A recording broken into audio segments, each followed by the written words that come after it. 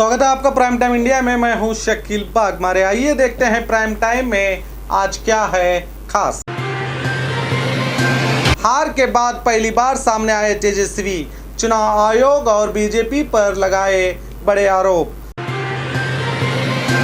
कांग्रेस की वजह से नहीं बनी महागठबंधन की सरकार, तारिक अनवर ने उठाए अपनी ही पार्टी पर सवाल। नीतीश कुमार विकास पुरुष नहीं विनाश पुरुष हैं, बीजेपी एमएलसी का आरोप। नीतीश को सीएम बनाना जनमत का अपमान, सामना में शिवसेना का तंज। देश में कोरोना के हालात और जानते हैं दुनिया भर में आज क्या हुआ था खास। आइए देखते हैं खबरें विस्तार से।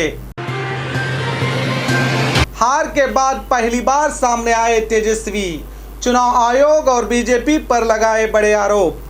बिहार में महागठबंधन की हार के बाद एनडीए पर आरजेडी नेता तेजस्वी यादव का बड़ा बयान सामने आया है। उन्होंने आरोप लगाते हुए कहा कि जनता का फैसला हमारे पक्ष में आया है, जबकि चुनाव आयोग के नतीजे एनडीए के पक्ष में आए हैं। चुनाव में धन, बल और छल का इस्तेमाल हुआ, फिर भी पीएम मोदी और नीतीश कुमार हमें नहीं रोक पाए। बिहार के लोगों ने नीतीश कुमार को नकार दिया है, उनकी पार्टी तीसरे नंबर पर पहुंच गई है। नीतीश को नैतिकता के आधार पर कुर्सी छोड़ देनी चाहिए, कहा तेजस्वी यादव ने।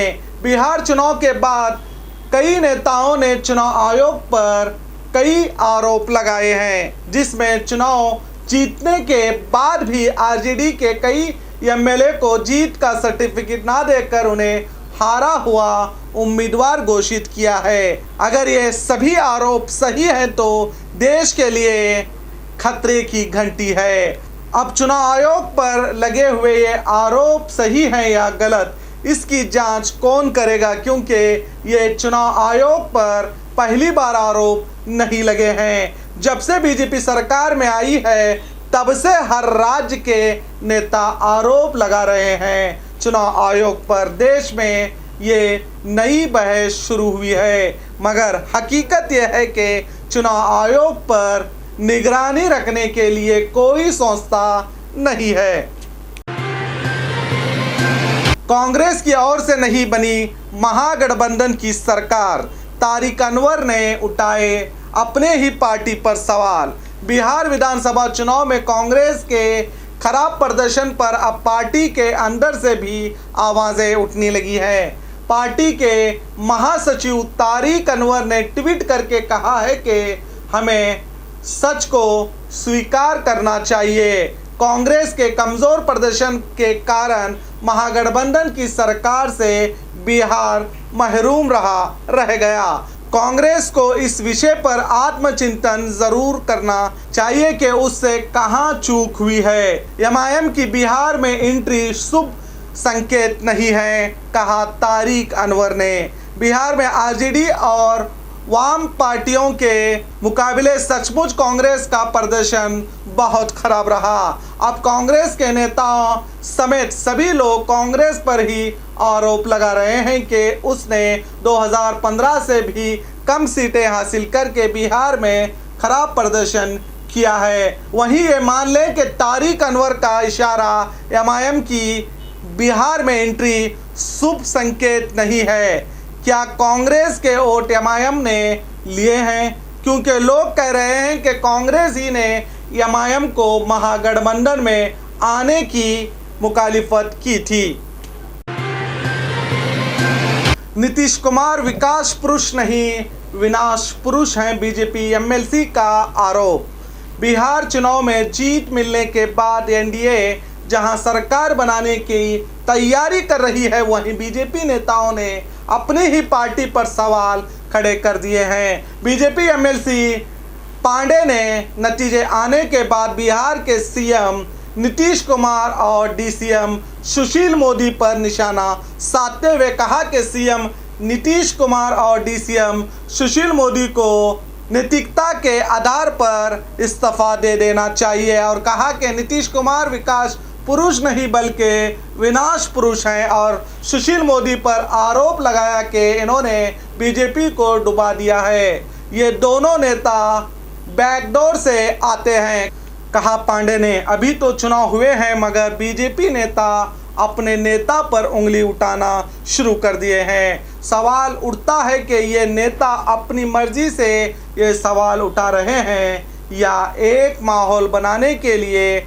हाईकमांड के इशारे पर ये, क्योंकि पहले ज्यादा सीटों के साथ नीतीश बड़े भाई के रोल में थे मगर बीजेपी ने ज्यादा सीटें हासिल करके नीतीश को छोटा भाई बना दिया है। क्या ऐसे में नीतीश को बीजेपी आसानी से सीएम पद पर रहने देगी या ऐसे नेताओं का मुंह बंद करेगी, ये तो वक्त ही बताएगा। नीतीश को सीएम बनाना जनमत का अपमान, सामना में शिवसेना का तंज। शिवसेना के मुखपत्र सामना में तेजस्वी यादव की तारीफ करते हुए कहा कि तेजस्वी यादव को बिहार और देश का भविष्य बताया है।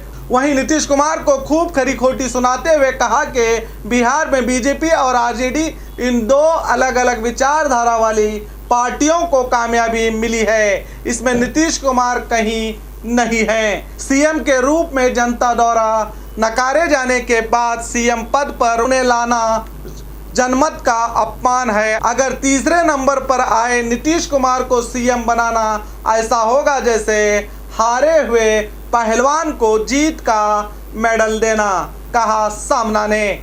नीतीश की राह अब बिहार में बहुत कांटों भरी है क्योंकि बीजेपी के कई एमएलए बीजेपी का ही सीएम होने की बात कर चुके हैं और कहा जा रहा है कि एनडीए के सहयोगी भी अब कई मांगे रखने लगे हैं। ऐसे में सभी को खुश करते हुए 5 साल नीतीश को सरकार चलाना क्या आसान होगा, ये तो वक्त ही बताएगा। देश में कोरोना के हालात। पिछले 24 घंटों में देश में 47,905 से ज्यादा मामले सामने आए हैं। अब देश में कोरोना मरीजों की कुल तादाद बढ़कर 86,84,000 के पार हुई है। पिछले 24 घंटे में 550 लोगों की मौत होने से इस बीमारी से मरने वालों की कुल तादाद बढ़कर 1,28,000 हो चुकी है। देश में अब एक्टिव केस की तादाद बढ़कर 4,89,000 के पार हो गई है। वहीं इस वबा से ठीक होने वालों की संख्या बढ़कर 80,66,000 के पार पहुंच गई है। रिकवरी रेट बढ़कर 92.89% हुआ है तो वही मौत का आंकड़ा घटकर 1.48% हुआ है।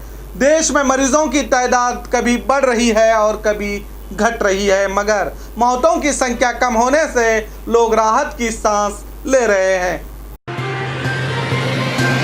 आज 12 नवंबर है, चलिए जानते हैं आज दुनिया भर में क्या हुआ था खास। आज ही के दिन पक्षी प्रेमी सलीम अली का जन्म हुआ था। इस दिन को राष्ट्रीय पक्षी दिवस के तौर पर मनाया जाता है।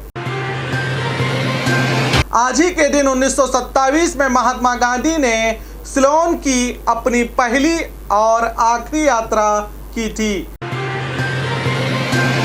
आज ही के दिन 1964 में इंदिरा गांधी को प्रधानमंत्री पद पर रहते हुए पार्टी से निकाल दिया गया था।